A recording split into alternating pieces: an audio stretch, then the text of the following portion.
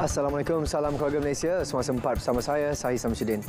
Tingkat pembangunan ekonomi masyarakat setempat adalah tumpuan semua calon di Parlimen Masjid Tanah.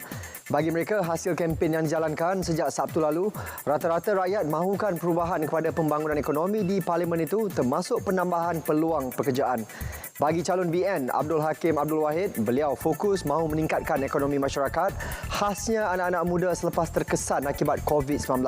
Selain berhasrat menambah lebih banyak peluang pekerjaan bagi orang muda di kawasan Masjid Tanah. Sementara itu, calon Perikatan Nasional Datuk Mas Emeriti Samsudin mengambil maklum suara anak-anak muda yang mahukan peluang-peluang pekerjaan bagi mengubah kehidupan mereka selain mengambil berat kebajikan keseluruhan lapisan masyarakat di Masjid Tanah. Dalam pada itu, calon pejuang Handra Wirawan Abu Bakar juga mahu mengubah ekonomi masyarakat dan komited memperjuang nasib anak muda.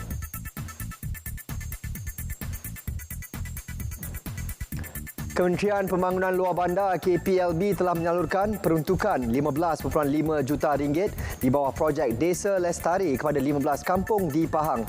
Sekaligus menjadi negeri kedua tertinggi menerima peruntukan di bawah projek tersebut yang bertujuan merapatkan jurang sosioekonomi antara penduduk bandar dan luar bandar. Timbalan Menterinya, Datuk Seri Abdul Rahman Mohamad berkata, dana itu membolehkan projek daripada 6 sektor ekonomi utama iaitu perkhidmatan, pelancongan, pertanian, penternakan, pembuatan dan peruncitan dilaksanakan dengan efisien. Selain itu, projek tersebut juga telah memberi manfaat kepada 4,500 orang komuniti setempat dalam penyediaan peluang pekerjaan. Manakala 1,180 orang komuniti kampung termasuk ketua isi rumah menganggotai koperasi yang memberikan pulangan dalam bentuk dividen. Beliau turut memaklumkan 9.5 juta ringgit telah berjaya dijana oleh 15 kampung terbabit.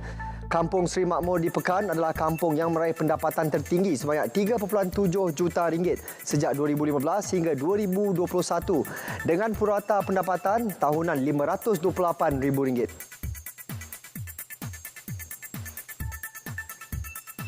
Demi kesinambungan dan penyelarasan dasar perundangan negara, Kementerian Undang-Undang perlu diwujudkan semula.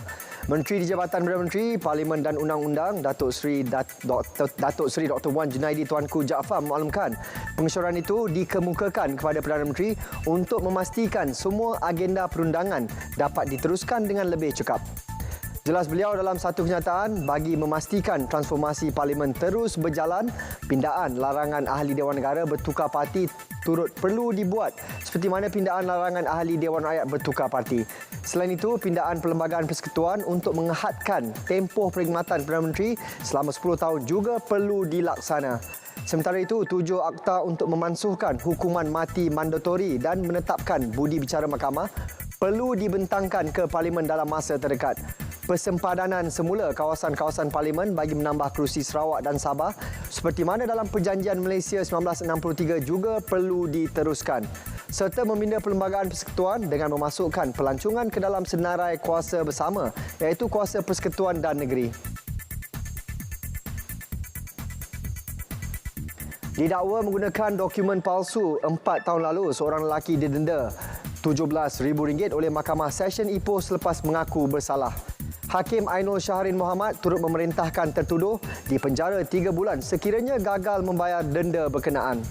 Mengikut pertuduhan, Abdul Malik Mansur, 50 tahun, didakwa dengan curangnya telah menggunakan sebagai tulen satu dokumen sebut harga berjumlah RM63,650 untuk melaksanakan pembekalan pakej pakaian sukan sempena Pesta Sukan Antara Yayasan Negeri.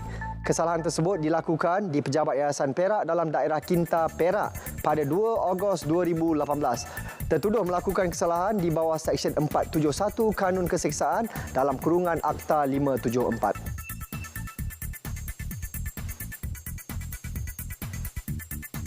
Semasa empat berakhir di sini, teruskan kesetiaan anda bersama kami sehingga kita berjumpa lagi. Assalamualaikum dan salam keluarga Malaysia.